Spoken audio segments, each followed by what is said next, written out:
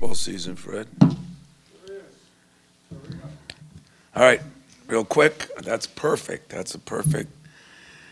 Coming off that win, of course, it was a big win for us. Anytime you win a game against your rival, anytime you win a road game, it's a big win. But we actually gave them a Saturday off, and that was much, much needed the way the last 2.5 weeks have gone. And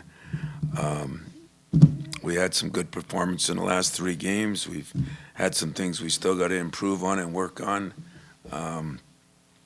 Turnovers in the stretch in the Michigan game in the first half was something still concerning. When we don't turn it over, we're a much better team. But as far as Maryland goes, this might be the best starting 5 in the league. If you look at 3 guards that are shooting over 40% from the 3, Miguel and Rice and Gillespie is as talented as any guard in this league. And then their 2 bigs are, guys that we've played against. Reese for 3 years. This is his 4th year. He's big, strong. He's gained weight. He's averaging 14 and 9. And Queen has talked about being a lottery pick. He's big. He's a freshman. He may be as good as any in the league.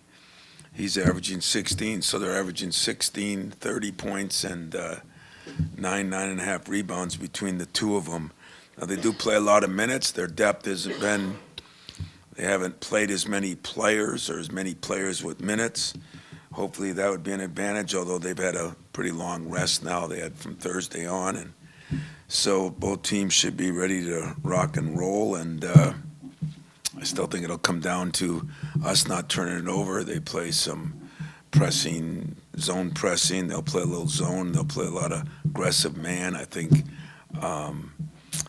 Kevin's done a good job with this team, putting them together, but we're excited too.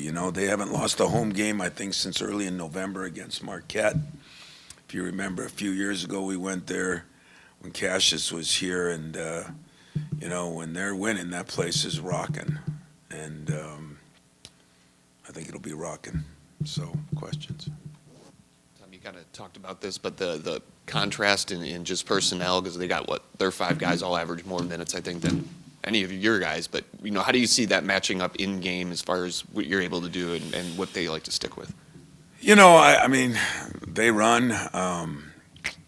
They rest their guys, I guess, sometimes because they'll run, and then if they don't have a break, they'll walk it up. They'll play some zone, I think, to give their guys some breathers. There's no question, our depth should help us, but their talent is at a high level. Like I said, most coaches I talk to in the league say they may be the most talented starting 5 in our league. I don't know our league. I mean, you look at it, and it's just so many good teams, and yet so many teams have gone up and down a little bit. But I'm expecting them to be aggressive. I'm expecting the place to be rocking, and I'm expecting them to come at us. And that's the way we're going to prepare. I believe Maryland's won their past 4, 9 out of 10. Pretty solid momentum behind that team. I'm curious what effects, when a team's on a heater like that, you see in the way they play. Yeah, Michigan was on a good run. We were on a good run and won 13 in a row and went and laid 2 eggs out west. I think it's beneficial. You're feeling good about yourself. I think the crowd there is a big difference when they're winning and when they're losing. And so I'm expecting it to be Illinois, Michigan on steroids. I really do. I really believe that. You remember that student section on the end. It's impressive. And so I think, hey, when you've only lost 1 game at home, that was to Marquette early. When you haven't, when you're playing your best basketball right now, the last 5 games, they're shooting a tremendous percentage from both the field and the 3. They're shooting well from the free throw line. They get there. I mean, our stats are very even in every area except, of course, the 3-point shooting favors them. So the rebound battle, I think the missed shot is going to be very important. They got 2 guys that can gobble those up.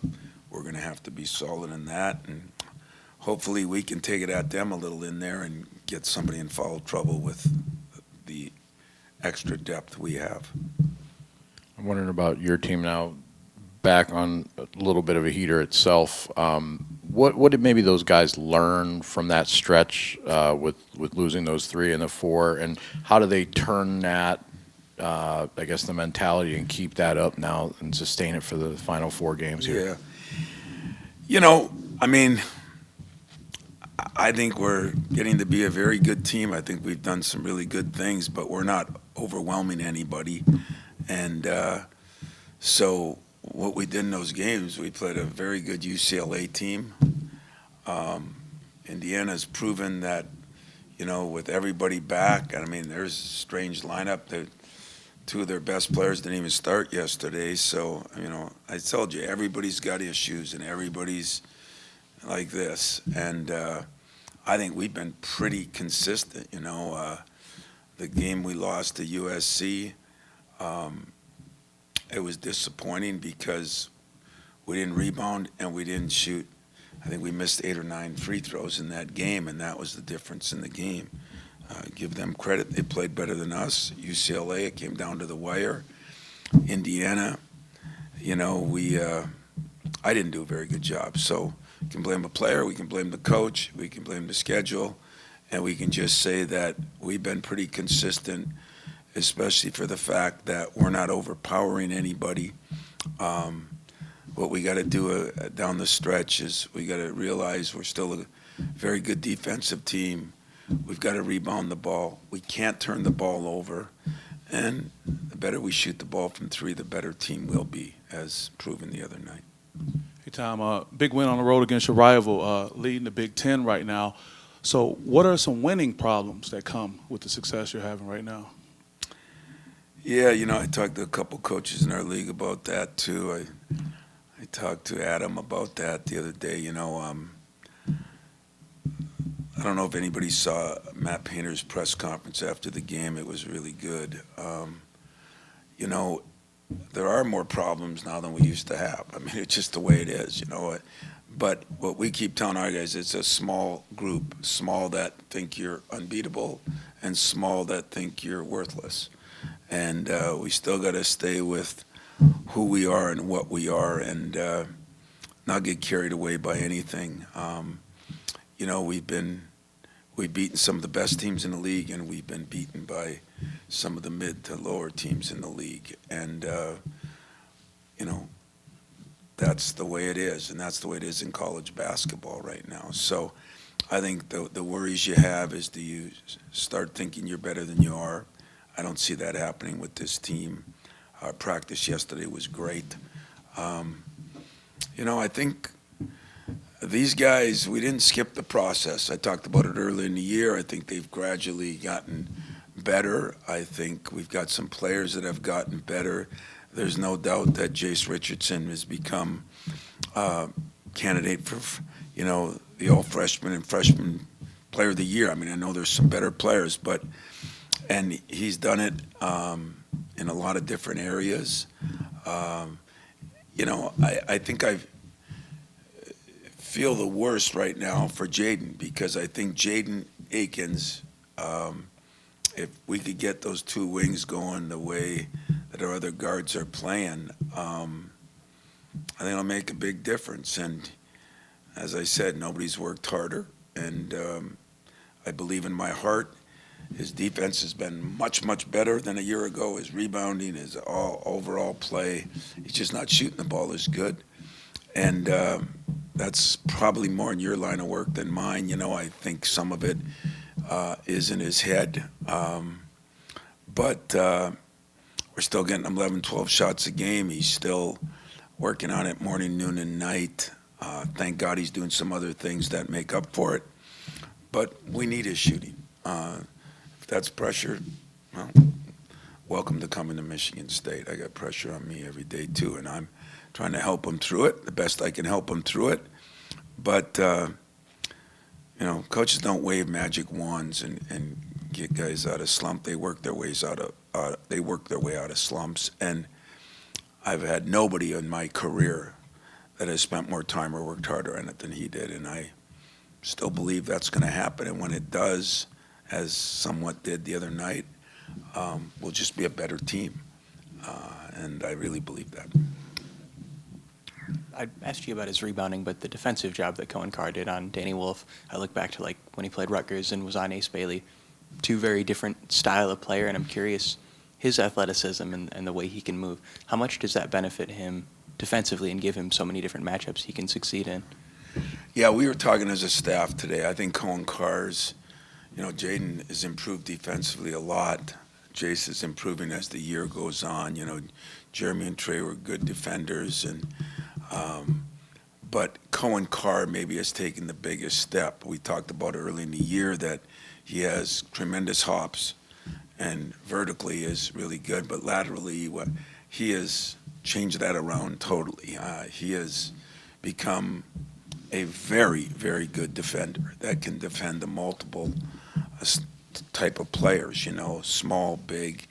I think he is going to be one of the more versatile defenders in our league, and that's a great credit to him. He's improved his shooting. We know that's not where it's got to be yet, but it's definitely making progress. But his defensive ability in a lot of these games, he's just better at guarding guards. He's having to guard some bigs. I thought he did a decent job when he was on Wolf. Wolf's a hell of a player, So I'm not saying it was out of this world, but he's definitely made significant advancement in his defensive ability to guard off ball screens, guard quicker guys. Really happy for him and us. Tom, you talked about it a little bit, but going back looking at your guard play overall, I think they had 60 or whatever of your points, but the ability to, even when your starting lineup changes, Trey comes in, goes out, but he's still effective. Just what you thought about those guys as a group overall at Michigan.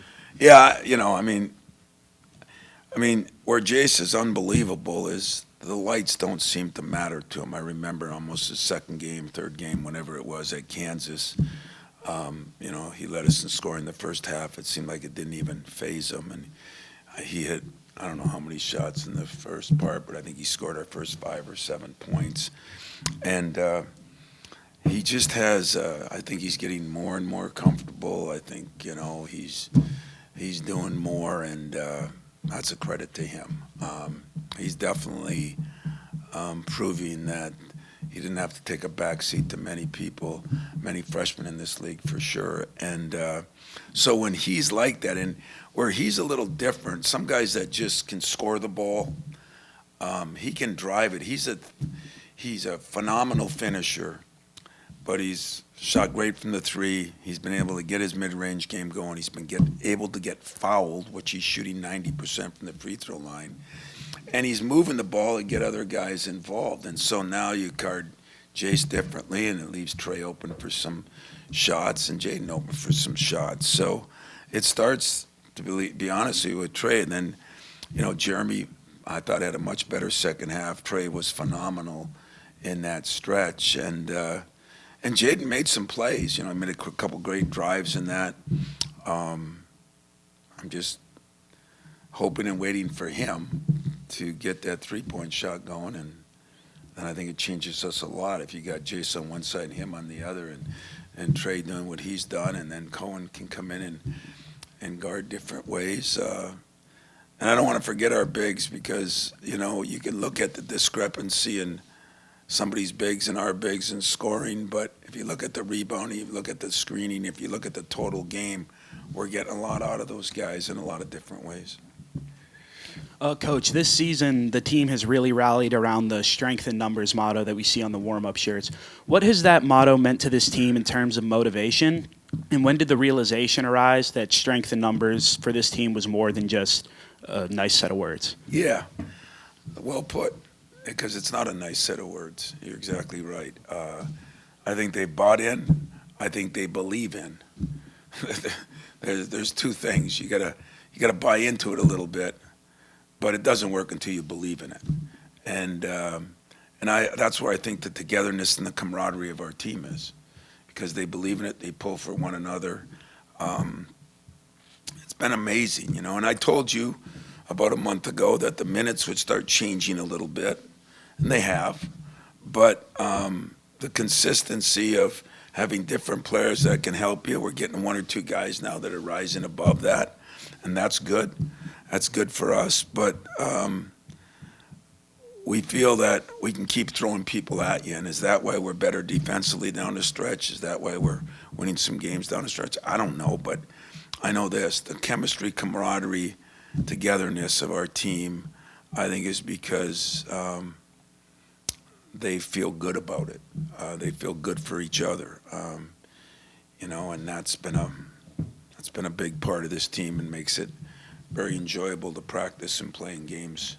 And so, as I told you, I said to them before the game, it's been fun and a privilege to coach you, and as you feel that it gets fun and a privilege to play here, now it all comes together, and we still got some work to do, but it's coming. I'm wondering about the overall defense. I know you talked a little bit about Cohen, but just the connectivity that they have right now. I mean, I think you've had the last 3 teams under 70, and then on the road, I think it's 3 in a row with the UCLA game and the last 3. But I guess more on the road, how much has that been a factor, the things that you've been able to get done? Well, our defense has been really good. Our field goal percentage has actually gone up a little bit defensively, but because we're playing really good teams too. I mean, that's been another thing. We've played the best teams in the last 4 or 5 games, and I think the connectability of what you said, the connection between players, has really helped. Our bigs are doing a good job on the ball screens. Our guards are doing a better job getting over them. We're just, we've been connected. That is a good word. We've been connected, and hopefully we'll stay connected. Whoever asked the question about, what happens when you win, sometimes those things happen when you win. People get more selfish. People get more this and that. I don't see it happening to this team just because it's been 26, 7, 8 games like it is. It's been a summer. It's been practices. But who knows, and I guess that's my job to help keep that group together. And but they're doing a good job of keeping them together too. And I the whole team went to the hockey game the other night. It was kind of fun to watch. Them calling our guys wanting their jerseys to wear. Those are things that mean you're invested in the program. You're invested in the athletic department. You're not just invested in the basketball. Some people have trouble getting people to invest just in their own basketball. And these guys have been invested in the entire university. And lucky to have that so far. Excuse me. When you look at the strength in numbers thing, how much credit, I guess, would you say Trey deserves when you got an older guy who's played different roles and done different things for you game to game? How important has he been to making that whole motto work, do you think? Well, he is important, and I mean, Jace was going to get into that lineup, in a matter of who I felt would help us the most as far as handling it. And number 2, making the rotation easier. And so I did. I went to Trey, and I talked to him about it. And I'm not saying if he would have fought me, I wouldn't have done it. I was going to do it with somebody because it was earned. But I would say that Trey he acted like a captain. And, it's kind of benefited him. And he's playing more minutes. And, thank God for Morris Peterson, because I can use that till the day I die. First player, made all Big Ten as a sub.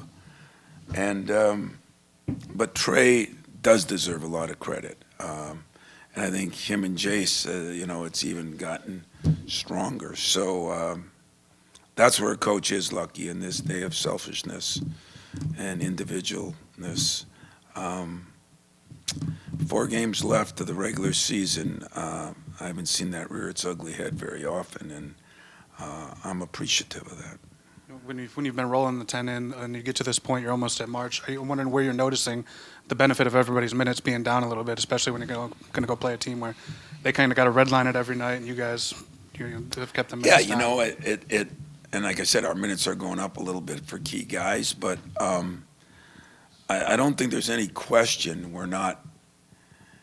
we don't seem to be burned out, and we don't seem to be fatigued. There's a couple teams in our league right now that are really good, and I see that in them, and I understand it. That could have been us some other years. But we seem to be getting stronger down the stretch, and we seem to be getting stronger in the end of games. And so is it all because of that? I don't know. I really don't. But I think it makes sense. I think it is. And I think that our players feel comfortable with it. And that's the most important thing, Our players feel comfortable with it.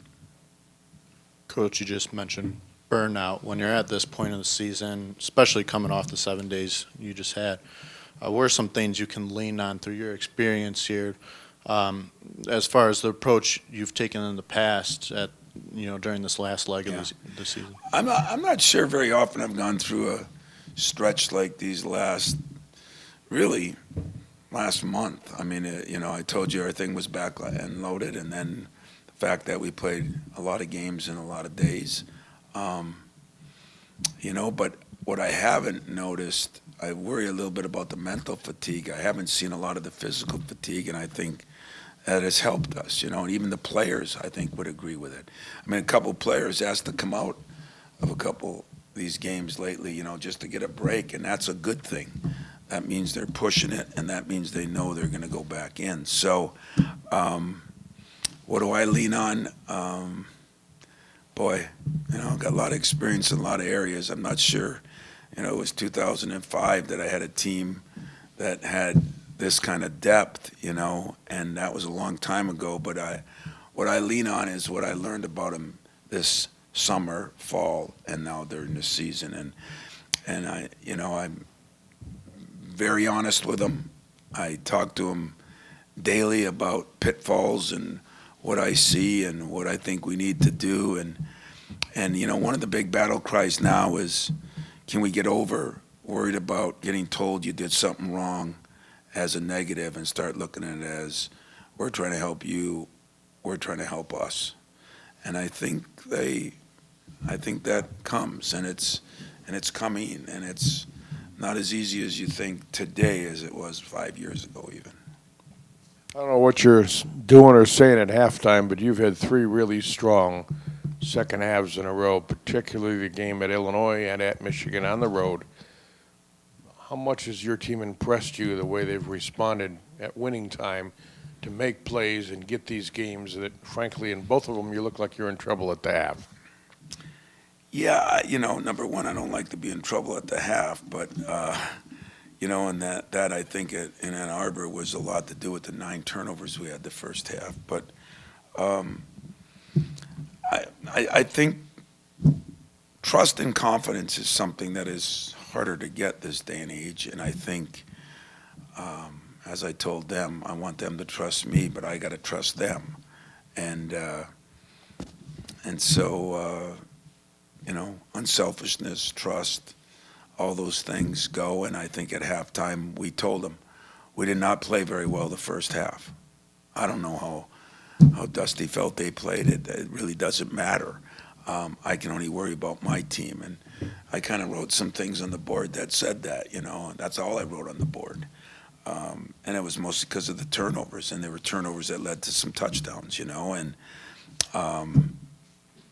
so if a team can take constructive analysis, then a team's going to be better. They're going to get better. We're going to get better. And do I do it different than I did 10 years ago? Probably. But you know what? I'm so sick of hearing old school, new school, this school, that school, all these things. If you do something wrong, you need to correct it. And if you do something right, you need to build on it. And that hasn't changed since before Judge started coaching. It was right around when the wheel was invented. So it's not been anything different.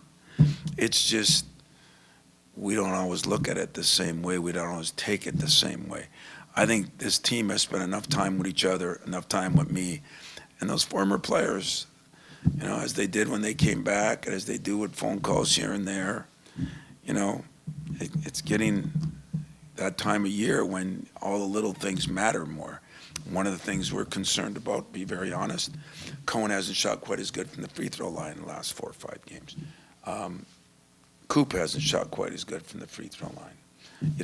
That much off? No, when you don't get that many chances. But let's preventative manage and work a little harder at it. Come on in a little extra. I know Cohen came in this morning. Just do those little things, and don't take it as a negative. Take it as, I want to get better. I need to get better. We need to get better. That's what I'm seeing in this team. Tom. Great, thank you. Tom, you said memory-making moments has been a theme. Can you take us a little into the bus ride back, and did you get to take it in a little bit? Of course. Of course you do. Mark D'Antonio sent me a text and said, it's the best hour ride you can have. It's one of the times you hope for a Northern Michigan bus ride, 8 hours instead of just 1. But, listen, they've got a very good team. It's going to be another war when they come here. The final score wasn't indicative of the game. But the only thing that matters is it on the left column or is it on the right column? If it's by 1, if it's by 21, if it's in overtime or if it's in regulation, it really doesn't matter.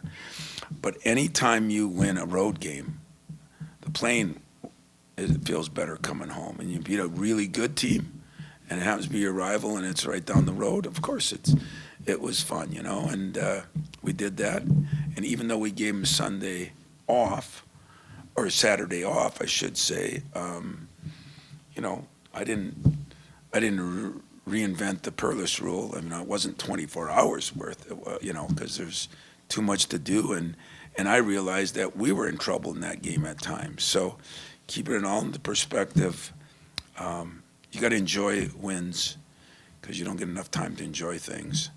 And so I did till morning, and then it was on to Maryland. Tom, I want to ask you about Xavier Booker, who's at in Illinois and Michigan, both had big threes in both those games that were pivotal at a juncture.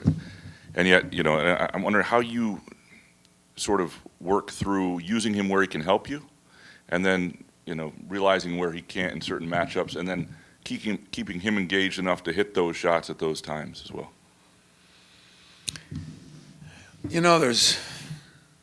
There's always things that you do as a coach that makes you stay up at night, Jaden, because I know how hard he works on his game, and he's been a good player. In fact, a real good player, but not quite where he wants to be, not quite where I need him to be. That keeps you up at night. And Book's the other one, I know how talented Book is. And if you don't get that out of somebody, first thing I always do is look in the mirror. Look at my assistants, talk to him, talk to Book, He is staying engaged. I'm sure he's disappointed, but some of it is the matchups. Here's a team that's going to play a lot of bigs. And Michigan was a different kind of big because one of their bigs was a point forward, to be very honest with you. But those threes are important to us, and the threat of them is important to us.